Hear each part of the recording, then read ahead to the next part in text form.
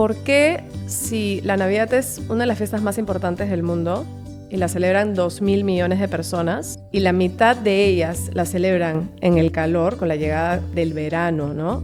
Todas las que están obviamente en el hemisferio sur como nosotros, ¿por qué nunca se ha contado una historia que incluye esta mitad del mundo, ¿no? O sea, todas las historias, por cierto, muy bellas, ¿no? Y muy divertidas, entretenidas, pero que se han contado a lo largo de los años, son del norte, ¿no? Lo que decías, es un poco esta, sí, la Navidad con la nieve, con el pino, con el frío, ¿no? Con el chocolate caliente. Y entonces, en todo el mundo hemos adoptado estos símbolos como propios, pero no son propios. Claramente la Navidad la pasamos con calor y entonces lo que buscamos hacer con el proyecto Navidad Sur es reinventar un poco, ¿no? Cómo vivimos la Navidad y tratar de reimaginar eso con todas las personas que tienen esa vivencia, ¿no?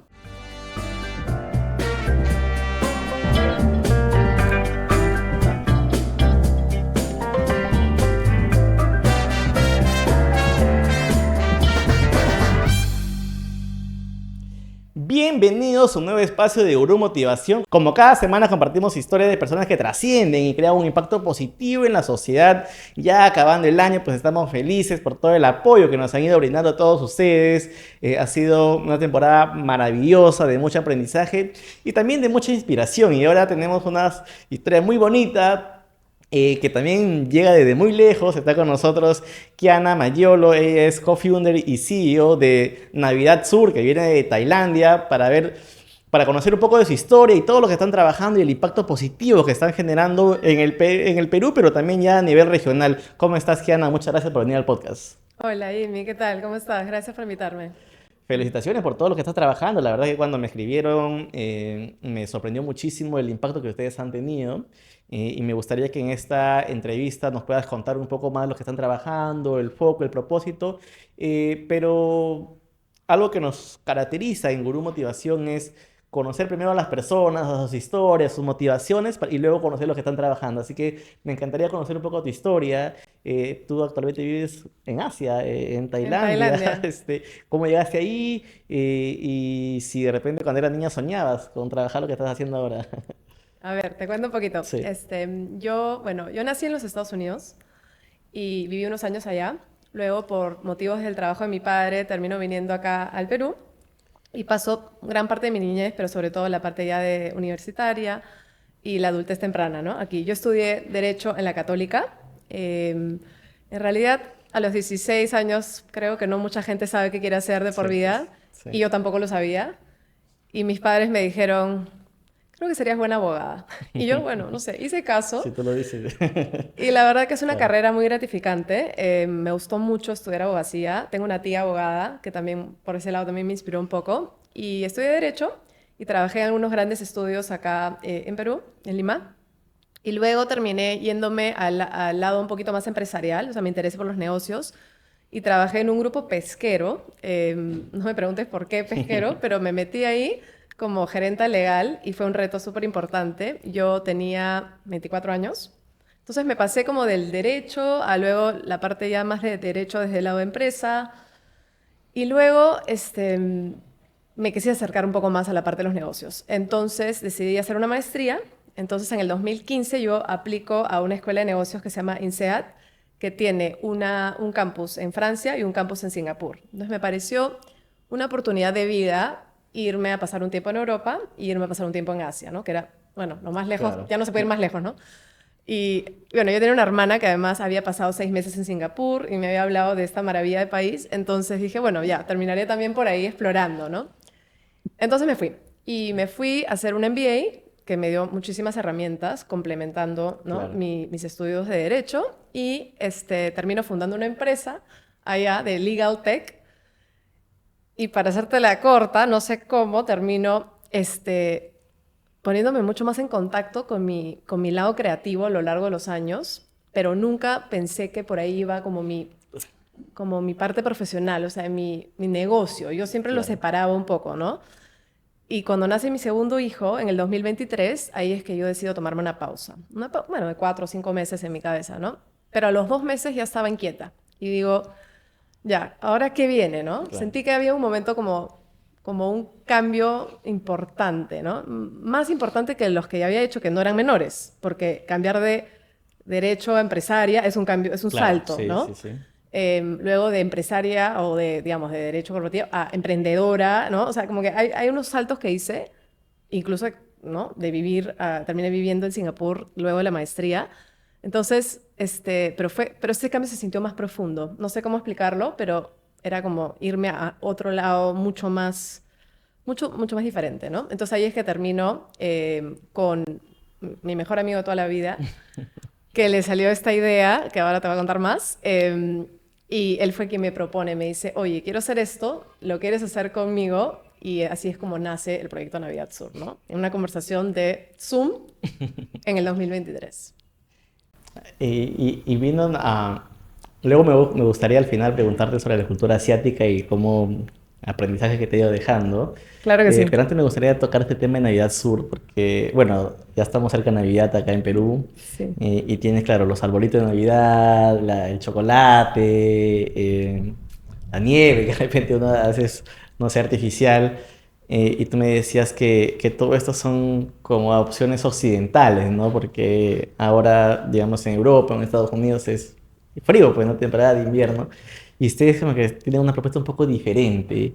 Y me gustaría que me cuentes un poco el detrás de todo eso y lo que han ido avanzando, porque han tenido mucho éxito en lo que están haciendo. Sí, claro que sí. Navidad Sur, justamente como tú dices, ¿no? Nace de un cuestionamiento que nos hacemos un grupo de personas donde nos preguntamos, ¿no? ¿Por qué si la Navidad es una de las fiestas más importantes del mundo y la celebran 2.000 millones de personas y la mitad de ellas la celebran en el calor con la llegada del verano, ¿no? Todas las que están obviamente en el hemisferio sur, como nosotros, ¿por qué nunca se ha contado una historia que incluye esta mitad del mundo, ¿no? O sea, todas las historias, por cierto, muy bellas, ¿no? Y muy divertidas, entretenidas, pero que se han contado a lo largo de los años, o sea, los últimos 100 años, son del norte, ¿no? Lo que decías, es un poco sí, la Navidad con la nieve, con el pino, con el frío, ¿no? Con el chocolate caliente. Y entonces, en todo el mundo hemos adoptado estos símbolos como propios, pero no son propios. Porque la verdad es que mira el sol que nos acompaña hoy Claro. y estamos ni siquiera diciembre, ¿no? Sí. O sea, estamos en noviembre. Entonces, claramente la Navidad la pasamos con calor y, y entonces lo que buscamos hacer con el proyecto Navidad Sur es reinventar un poco, ¿no? Cómo vivimos la Navidad y tratar de reimaginar eso con todas las personas que tienen esa vivencia, ¿no? Entonces, con esa, digamos, con esa idea detrás, que es una idea muy potente, que es un poco digamos, el motor del proyecto, esta gran idea, nos propusimos crear historias que estén encuadradas o enmarcadas en esa idea. Y la primera idea que hemos lanzado es una saga de libros. Entonces, son unos libros que se llaman Los Dos Klaus, donde hemos creado el hermano gemelo de Papá Noel, ¿no? Que se llama Taita Claus. Entonces, tienes a Santa Claus del norte y Taita Claus del sur. Y Taita es quien se encarga de repartir los regalos en el hemisferio sur, ¿no? Entonces, con esa historia, que es una historia infantil, familiar, ¿no? Para toda la familia, buscamos acercar un poco a las personas a esta idea de, oye, ¿y si hay una otra forma de contar una historia de Navidad, ¿no? Porque a lo mejor tenemos muchas otras formas de verlo, ¿no? Mm. ¿Y qué tal ha sido ese cómo de hacer esa saga de libros? Me contaban que en Perú fue un bestseller y de hecho a raíz de eso se están yendo a América Latina o a otros mercados y en la adopción y no sé qué más historias tiene el libro que de repente podría ser interesante contar a la comunidad. Sí, claro. Ha sido un proceso muy gratificante y muy divertido también, porque es muy creativo, ¿no? Y cómo inicia esta idea fue este amigo mío, Mijael se llama, Mijael Garridoleca, que nace con esta chispa, ¿no? Y me dice, oye, quiero hacer una película de la Navidad del Sur, ¿no? Y yo le digo, bueno, ok, cuéntame más, me cuenta un poco más. Y ese fue el Zoom que terminó en 3 horas. Y luego le digo, ok, lo hago contigo, lo hacemos juntos, ¿no? Y me dice, ok, yo he convocado un pequeño grupo de escritores, en ese momento habían solo 2 más, eh, y me dice, únete. Entonces me uno a ese grupo y dentro de ese grupo está María Fe Castro, que es la autora del primer libro, Los dos clavos, ¿no? Y Gonzalo Segarra, otro, bueno, un Claro, sí, empresario, lo periodista, ¿no? Ya, conozco, sí. sí lo conoces, Sí. ya. Y entonces éramos un equipo, en verdad, súper diverso, pero que empezó a funcionar muy bien y empezamos, luego se suman una persona más, dos personas más en realidad, Adolfo y Patricio también, y empezamos a escribir esta historia. Y esa historia termina en un guión cinematográfico. O sea, yo había escrito algunos artículos, había escrito algunas historias también, pero muy así como de hobby. Claro. Jamás había escrito un guión de cine, ¿no? Y ahí está escrito el guión. Entonces, me gustó mucho la experiencia porque era una experiencia primera, única. Y luego ese guión decidimos presentarlo un poco a personas digamos, que están en el entretenimiento, ¿no? En el cine, para ver Se si veía ahí tenía, algo, claro, para claro. ver si tenía pies el guión, ¿no? Porque no sabíamos. Entonces empezamos a hablar con personas y era, oye, te lo tienen que leer algunas personas que saben de guiones para que nos digan si es bueno, no está tan bueno, hay Claro. que volver a O hacerlo, ajustar ¿no? cosas, ¿no? Sí. Porque no sabíamos. No sabíamos que era un guión de calidad y otro que no era, ¿no? De hecho, nos reímos con Mijael porque antes de ir a escribir el guión, que nos fuimos a una cabaña en el medio de Texas, al lado de un río, ¿ya? A escribir como un writer's house, ¿no? Un writer's cabin. Eh, y me acuerdo que decíamos, ya, Adolfo, que es nuestro otro socio, un mexicano, él sí había escrito guiones antes y él nos dejó tarea, ¿no? Nos decía, Kiana, Mijael, nunca han escrito un guión, tienen que leer por lo menos un guión antes de venir. Entonces yo me leí el guión de Toy Story, Ah, ya, el ya, único ya, que claro. leí. Y fui y escribimos este guión. Bueno, entonces luego lo que sucede con ese guión es, tuvimos mucho éxito en conversaciones como preliminares y tal, y se nos ocurre entonces hacer un libro. Dijimos, esta historia es potente, está muy bien lograda, está bien contada y plasmada en ese guión. A lo mejor podemos sacar un libro, que ya es simplemente una plataforma un poquito distinto, ¿no? Claro. Y como llegar al público de esa forma, ¿no? Porque, como sabes, las películas se demoran mucho en rodar y la preproducción ¿no? El rodaje, producción, postproducción, etcétera, demora muchos años para una película, digamos, del tamaño que queremos hacer. Entonces no queríamos esperar a soltar la historia al público. Y la forma más eficiente, digamos, era, ok, vayamos por un libro, ¿no? No sé si eficiente es la palabra, pero bueno, la forma que sentíamos que podíamos, ¿no? Y entonces así nace el primer libro de los dos Klaus. Y María Fe Castro Rey, que es la autora de ese primer libro, es quien toma digamos, ella toma ese proyecto de adaptación. Entonces, de guión El lo guión al libro. adapta Ah, ya, claro. al libro y ella entonces es la autora del primer libro, ¿no? Pero al final ha sido digamos, una cosa, un proceso colectivo, que es lo Claro. bonito de ese libro. Y efectivamente fue el libro infantil más vendido del 2024 en el Perú. Entonces, tuvimos mucho éxito y bueno, la verdad que fue una situación muy rara, pero muy linda, que es que no importa con quién hablábamos del proyecto, empresario, una persona más metida, ¿no? En temas culturales, personas de todo, o sea, de quien sea que hablábamos, ¿no? Mi mamá, mi tía, la otra, o sea, no importa con quién hablaba, todo el mundo decía, ay, qué lindo ese proyecto, ¿no? Entonces sentíamos que todo el mundo nos decía, qué lindo, qué lindo, qué lindo, ¿no? Claro.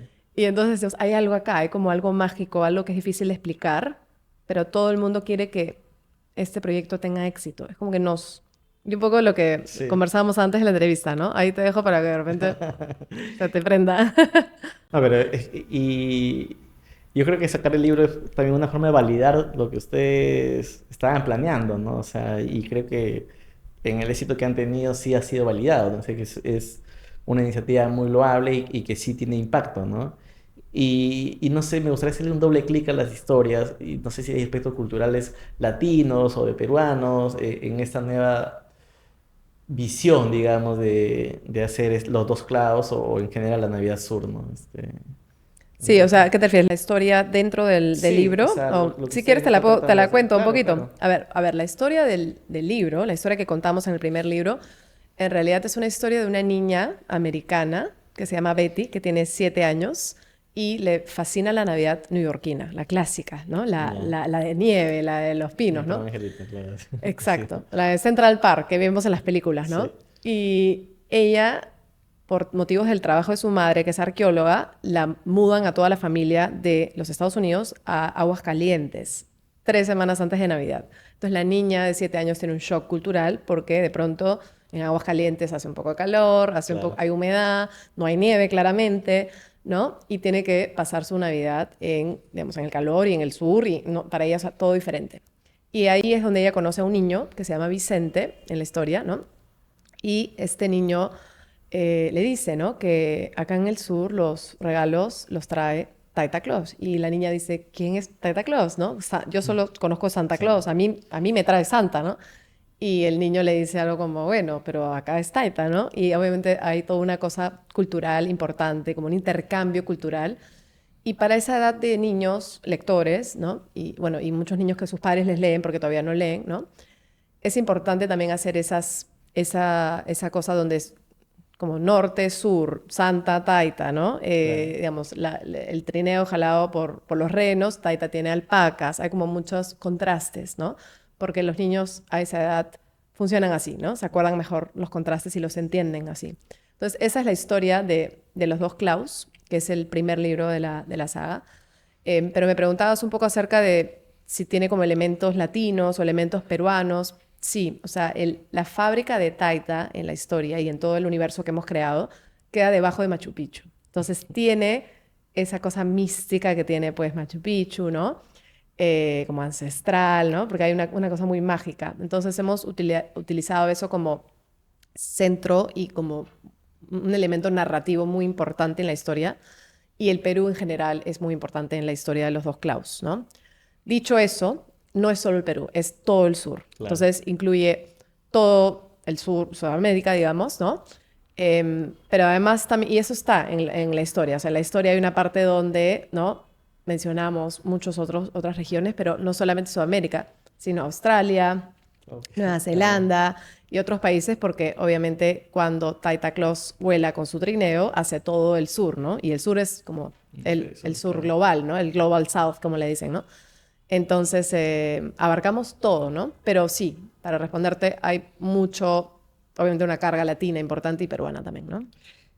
Súper, nada, felicitaciones. La verdad que es un enfoque un poco distinto. Y sí he escuchado mucho o sea, en conversaciones y hasta veces hasta filosóficas. Yo soy creyente, o sea, creo muchísimo también en la Navidad y todo lo demás. Y decían, pero ¿por qué tenemos que tomar chocolate 30, 40 grados, ¿no? Ese calor.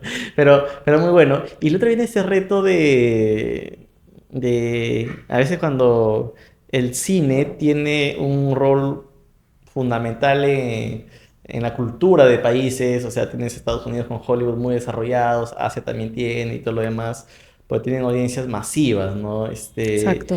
Y acá hay talento local que se está haciendo producciones, de hecho hay muy buenas producciones, y ustedes están queriendo hacer algo más regional de Estados Unidos. ¿Cómo es ese reto de producir una película, ¿no? Como tú decías, ¿no? Demora los tiempos, me imagino que con presupuestos un poco más grandes, pero ¿cómo es ese proceso? Debo suponer, y creo que sí, que no es un camino fácil, ¿no? No es fácil.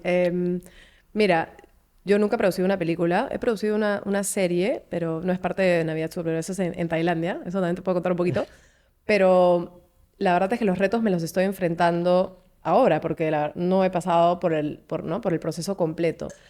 Pero me acuerdo algo que además Mijael y yo también nos hemos quedado con esta frase, que uno de nuestros socios en la empresa que ve este proyecto, que es un asesor importante del proyecto, nos dijo algo en una de las primeras reuniones que tuvimos. Él se llama Cristian Valdeliebre y él ha producido películas en México, de hecho con bastante éxito, y nos dijo una cosa, me dijo, cada película que tú ves en el cine es un milagro.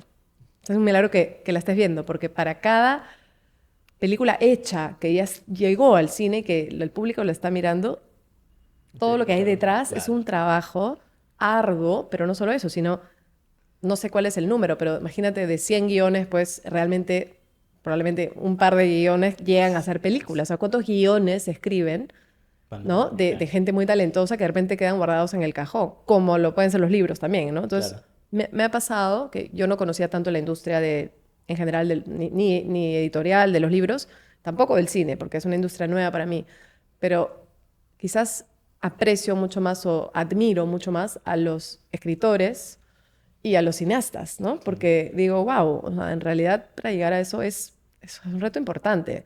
No solamente empezando por, como tú decías, temas de, bueno, hay temas de presupuesto, por supuesto, tienes que encontrar a los financistas y eso ya es un reto, pero todo. Lo viví en miniatura cuando hice esta serie que te digo que rodé una serie en Tailandia para otro tema, pero es todo un trabajo, la preproducción, eh, pensar en todo, ¿no? Desde quién va a ser todo tu talento, ¿no? Buscar el talento correcto que represente la historia y ni qué decir la historia, o sea, es el paso previo, el paso original es la historia. Tienes que tener una buena historia que pueda resonar con un público, ¿no? Que resuene, ¿no? Que encuentres realmente a un grupo de personas que eso le va a tocar el alma, ¿no? Entonces hay muchísimos pasos, ¿no? Y la parte de qué viene primero, es como esa parte siempre con nuestros socios decíamos, ¿y ahora qué? ¿No? ¿Cuál es el siguiente paso? Es una vez que alguien se interese por el guión, digamos, ok, firmas un contrato de producción con alguien o coproducción en este caso, ¿no? Y luego, ¿qué? Ok, hay que buscar el talento, ¿no? ¿Qué tipo de talento? ¿Te vas primero por el actor o por el director o el director-escritor o qué funciona para tu historia, ¿no? En algunas historias tienes que irte primero por el director, que luego te jala el actor. Y también hay ¿no? Hay directores que quieren trabajar con ciertos talentos, con otros talentos no. Bueno, una serie de cosas que son como unos retos importantes y además los tiempos son largos. Entonces, nuestra socia productora, porque nosotros nos hemos asociado ya para un proyecto de película con una productora de renombre que se llama Frida Torres Blanco, que es quien produjo la película El laberinto del fauno, que es una película que ganó 3 Óscares, si no me equivoco. Wow. Muy trome ella, o sea, ella es una capa. Y claro, nosotros ya estamos con ella bajo contrato y todo, pero no es que dejan de haber retos porque estás en ese nivel. Hay Claro, muchísimos claro, retos. O sea, totalmente. incluso ella ¿no? Digamos, la red de contactos que tiene en Hollywood, ¿no? Se enfrenta a muchos retos, como los tiempos, ¿no? Mandamos los libros o un libro y es, ok, qué interesante, a ver, pero lo está leyendo alguien o demora 3 meses en responderte, ¿no? Entonces demora un poco en atraer a las personas correctas, porque hay muchas cosas, hay muchas distracciones también, ¿no? Bueno, me imagino, pero es parte de, a veces mientras más difícil ha sido y más la satisfacción, me imagino que va a ser mayor cuando salga la película y de hecho vamos a ser los primeros en ir a los estrenos, no sé cómo sería ese proceso de distribución. Me contabas que ya habías hecho una producción antes, me imagino que es como ya te empezaba a gustar o qué tipo de producción hiciste en Tailandia. En realidad ha sido hace poco y fue la primera vez que yo he hecho cualquier cosa en términos de producción. Fue una miniserie en Tailandia, separado al tema de Navidad Sur, con Claro. una empresa de storytelling que tengo que se llama Mickey Entertainment, que tenemos con Mijael. Y fue una serie para una marca en Tailandia. De hecho, la directora de esa serie es una peruana que se llama Camila Vidal, que es una directora de cine que está en Los Ángeles y que le está yendo muy bien. Está viviendo ahí hace muchos años y está haciendo proyectos interesantes. Es, creo que, una de las peruanas de mi generación que mejor está posicionada para dejar en alto el nombre del Perú en cuanto a cine peruano, ¿no? Tú que hablabas no cine Claro. peruano, sino cine en general, Sí. pero ella siendo peruana, ¿no? Y fue una serie, como te digo, chiquita y todavía no la hemos lanzado. Va a ser lanzada solamente en redes sociales para la marca. Pero eso es algo interesante porque es como el temas de marca mezclado con narrativo, con entretenimiento, ¿no? En español no sé cuál es el término, pero lo que en inglés le dicen branded entertainment, Ah, que es como sí, sí, entretenimiento, sí. pero con marca. Es Para como marca, lo que hace un claro. poco Red Bull, Sí, ¿no? wow, Red Bull Pero son ellos, unos reyes así de es ese tipo de... increíble, ellos Sí, son como los pioneros, ¿no? claro. Pero algo así hice o sea, con una marca súper, súper bonita y ya, pues, Sí, aparte Red Bull pues hace con tantos retos y a veces veo comentarios en qué momento Red Bull hace publicidad, porque lo hace de otro tipo que es interesante y que exacto, le levantan una millonada de producciones de forma orgánica, increíble. pues brutal, ¿no? O sea, claro, creativo y todo lo demás, ¿no? Creo que hay, nosotros también nos hemos metido mucho en la producción de contenidos y antes nunca le hablaba a cámaras, pero es muy interesante, ¿no? Porque es una forma de hacer cosas que le van a dar entretenimiento y mensajes chéveres a las personas, ¿no? Entonces siento que Sí. le está haciendo un montón. ¿Y cuáles son los sueños que tienes? ¿Cuál es la expectativa, digamos, hacia el futuro? Tú ya estás muy joven, Helen también está muy joven. Imagino que hay promesas emergentes de la industria peruana, bueno, en general, ¿no? Sí, creo que Navidad Sur, en general, o sea, la visión para el proyecto Navidad Sur es un proyecto que tiene muchas aristas y creo que es un proyecto que está bien planteado desde el inicio. Bueno, aún no te lo conté, pero es un proyecto con mucho impacto social. Eh, es un proyecto donde el 100% de las regalías del libro las estamos donando. Entonces, hemos trabajado con la Fundación Make-A-Wish, ahora estamos trabajando con Perú Champs. Entonces, tiene un impacto social bien profundo en la estrategia. Es un proyecto que nace desde la literatura, ¿no? Literario, narrativo, pero que además esperamos tener pronto una película. Queremos incluir música al proyecto, que ya tenemos además un villancico que lo escribió, o sea, lo produjo Anaíde Cárdenas, la cantante y actriz peruana. Entonces digamos, mi visión para este proyecto es que así lo que hemos logrado hasta ahora lo podamos multiplicar, como que se vuelva exponencial, ¿no? Y que no solamente los peruanos digan, ah, sí, ¿no? La saga Los Dos Clavos, yo la conozco, la leo, etcétera, me gusta, ¿no? Y que la consuman, digamos, que la lean con sus hijos cada Navidad, ¿no? Eso sería un sueño, obviamente. Pero que lo mismo suceda en Colombia, Argentina, Chile, Brasil y el resto del hemisferio sur y del mundo, porque creo que es una saga así de potente, o sea, sí lo creo de verdad, que es una forma de representar a la mitad del mundo, pero no solo es para esa mitad, digamos que el norte también lo va a disfrutar, porque, ¿no? Es además para ellos interesante ver que también está la otra mitad. Claro, Entonces, claro. no es porque estás haciendo algo que representa al sur, es solo para el sur. Imagínate cuántas cosas, nosotros siendo del sur, cuántas cosas hemos consumido del norte, ¿no? Claro. Entonces es para todos, realmente es para todos, ¿no? Y eso busca la saga también. De hecho, eh, el segundo libro de la saga, que se llama El comienzo de la Navidad, lo he escrito yo con Mijael, nosotros dos de frente hemos escrito el libro, ¿no? Y esa es una historia que transcurre mucho más en Nueva York, ¿no? Digamos, en el norte, ¿no? Súper, nada, Sí. felicitaciones por todo lo que están haciendo. Les deseo muchísimos éxitos que ya lo están teniendo. Y te contaba al inicio, aprovechando un poco esa experiencia que tú tienes viviendo en Asia, cómo es, qué contraste tiene, la cultura, no sé qué tanto nos parecemos, o qué tanto has aprendido, ¿no? De repente de esta maravillosa, ¿no? Región como es Asia y en particular Tailandia, ¿no? Sí, a ver, yo he vivido 4 años en Singapur y 4 en Tailandia. Entonces, me he dividido entre esos dos países por igual, digamos, y son muy diferentes Sí, entre me sí, ¿no? imagino. Por más de estar todos en el continente de allá, ¿no? Asiático. Em, Singapur es un país muy moderno que funciona a la perfección. O sea, es increíble, muy avanzado, ¿no? Te lo comentaba antes. Y bueno, yo monté una empresa ahí y en eso sí, un poco distinto al Perú. Fácil montar una empresa allá, fácil hacer los negocios porque todo funciona fluido, de forma Predecible, fluida. además. O sea, ya puedes constituir la empresa en un día, ese tipo de cosas que aquí no, ¿no? Parece un sueño acá. Sí. Entonces, digamos que sí, esas cosas funcionan muy bien. Entonces tienes esa seguridad, ¿no? Que el Estado funciona a la perfección, que claramente no es el caso nuestro, ¿no?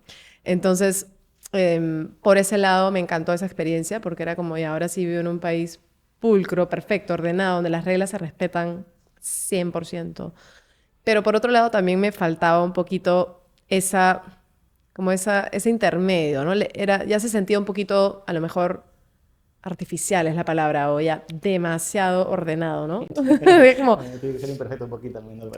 claro, o sea, era ya demasiado, ¿no? Wow. Entonces, igual, como te digo, o sea, lo disfruté muchísimo, pero luego de 4 años ya quise un cambio y Tailandia fue perfecto porque Tailandia se acerca más a nosotros. Tailandia tienes, pues, el caos Claro, de... pues emergente, pues, No, ¿no? es más Sí. claro, es muy similar al Perú en términos de desarrollo, en cuanto a PBI, ese tipo de cosas, es similar al Perú, pero claro, en una onda, ya, o sea, asiática, ¿no? Otra cultura completamente diferente, pero algo compartimos, hay como un caos que se respira que es como un caos bueno, no sé, un caos positivo si quieres, en las calles, tiene vida, o sea, tiene mucha vida, que es lo que le faltaba al otro país, ¿no? Em, Y, pero los tailandeses son muy respetuosos y son muy... Tienen como una forma pausada de vivir también, no sé cómo explicarlo. Tienen algo como espiritual, son muy espirituales de hecho, ¿no? Son budistas y muy espirituales, pero hay una cosa como, a pesar de estar en el caos con las mil motos y cosas, es como que es un caos que se entiende, ¿no? Que puedes, No, así, todo tranquilo, o sea, sí, al calmate. final, sí, es algo que, hay cosas que me impresionan de ellos, ¿no? No importa el tráfico, el caos, la gente, por ejemplo, no toca el claxon. Entonces yo llego a Lima y me acuerdo que No, acá la gente toca. sí, Entonces, eso. acabo de estar, ¿no? El tráfico de acá en la Sí. mañana yendo y pa, pa, pa. Y yo digo, ¿qué pasa? Y claro, Sí, es como que te paras un minuto, no, menos de un minuto, o sea, 30 segundos y ya. claro, hay como Y su insulto. hay como una impaciencia, ¿no? Sí. Entonces, o sea, la gente es impaciente. Y a mí me sorprendió en Tailandia que también hay tráfico. Horas te puedes quedar. El tráfico de Bangkok, yo soy en Phuket, ¿ya? Pero en Bangkok el tráfico es horas. Te puedes quedar 3 horas en el tráfico. Es horrible, horrible. Peor que Lima. Pero no tocan. Entonces es diferente. Es como es un poquito más placentero quizás sentarte en ese tráfico. Sí. Pero sí, Asia es un continente muy interesante. Es muy interesante. ¿Y el idioma cómo haces eso? O sea, ¿te manejas solo en inglés o tienen o has aprendido el idioma local He del aprendido país? un poquito. ¿El tailandés o es un idioma Tailandés, sí, diferente? tailandés. El tailandés obviamente no es facilísimo aprenderlo, pero un poquito como que lo agarras. No, no es tampoco tan complicado como la gente podría pensar, porque es una lengua que no hablan como, por ejemplo, en pasado, presente y futuro, sino que en lugar de decir, o sea, comí, es como ayer como, ¿entiendes? O sea, como que o sea, es como más sencilla la estructura Ya, gramática, ¿no? ya, ya. Entonces, al final no tienes que aprenderte, o sea, el español es mucho más complejo en cuanto a cómo conjugas los verbos y que en el pasado y en el esto, el condicional. Ellos no tienen todo eso, ¿no? Entonces es como más sencillo aprenderlo, pero no lo hablo muchísimo, pero me puedo comunicar lo básico. Y la gente habla inglés también, o sea, es como acá en Perú, que Ya. muchísima gente tiene un inglés, ¿no? Que Conversacional, se entiende, ¿no? O que se sea, que se entiende, que puedes entiende, sí. conversar, ¿no? Porque acá, además hay mucho turismo acá también, ¿no? Entonces, Claro. allá en Tailandia hay mucho turismo también.